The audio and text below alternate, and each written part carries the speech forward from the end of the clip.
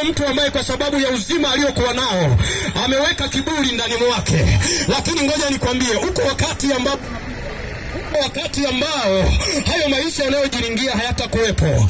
Ninataka nikupe kisa kimoja tu, habari moja tu. Mwanafalsafa mmoja alishai kusema ya kwamba alishai kutana na mwanafunzi mmoja asubuhi akiwa anaenda shule. Yule mwanafalsafa akamuuliza ya kwamba unaenda wapi, maisha yako yakoje? Anasema ninaenda shule. Anakwambia ukishatoka shule unaelekea wapi?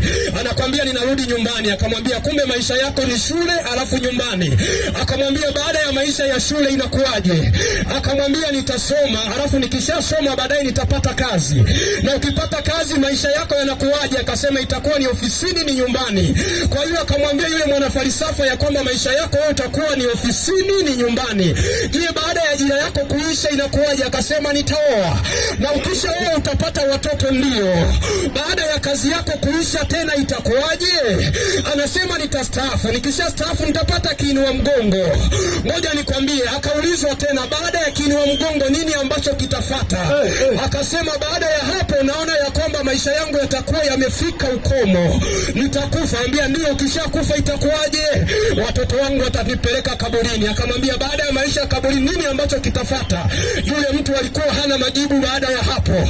Lakini ngoja nikwambie, nikukumbushe tu, huyo mwanafalsafa anatukumbusha ya kwamba pamoja na maisha haya tuliyokuwa nayo, iko siku ambayo maisha yetu tutaondoka hapa duniani. Duniani sio kwetu.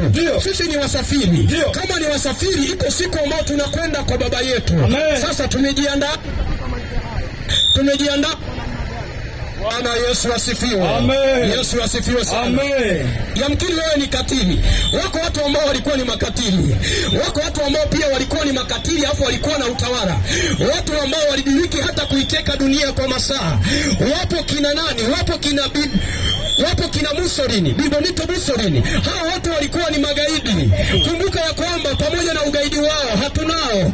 Wako kina Joel Kukubanga Mabutu wa Sese Seko. Sijui kama unamfahamu. Alikuwa yeye ni gaidi, lakini siku ya siku hatunaye. Tambua ya kwamba maisha yetu hapa duniani tunapita. Iko siku ambayo tunaelekea kwa baba yetu aliye hai. Nakukumbusha wewe kijana wa kiume, kijana wa kike, wewe baba yangu na mama yangu, iko siku ambayo Mungu atahitaji maisha yako. Tuko mahali hapa kukumbusha kwa habari za ufalme wa Mungu. Basi wakati huu tunataka tuzungumze na wewe maneno machache tu. Tunataka tuseme na wewe, tupe usikivu wako. Wakati unauza, wakati unanunua, ninakuomba tu usikivu wako wa dakika chache. Tunayo maneno yenye kuleta uzima. Yamkini tangu asubuhi umepata maneno mazuri. Yamkini umepata maneno mazuri kutoka kwa bebi wako. Mazuri. Yamkini umepata taarifa mbaya kutoka kwa bebi wako au mtu yoyote. Lakini sisi tunakwambia tunazo habari zenye kuleta Amen. Habari zenye kuleta uzima. Amen. Tunazo habari zenye kuleta faraja kwenye maisha yako. Ni habari zipi hizo? Ni habari za Yesu Kristo. Amen. Yangu inaniambia Yesu Kristo ni yeye yule jana, leo na hata milele. Habari zake hazijawahi kuchuja. Mwenyewe ni shahidi. Wakati mwingine ukinunua bidhaa imeandikwa expired date. Yani ile tarehe ya kuisha matumizi ya kile kitu.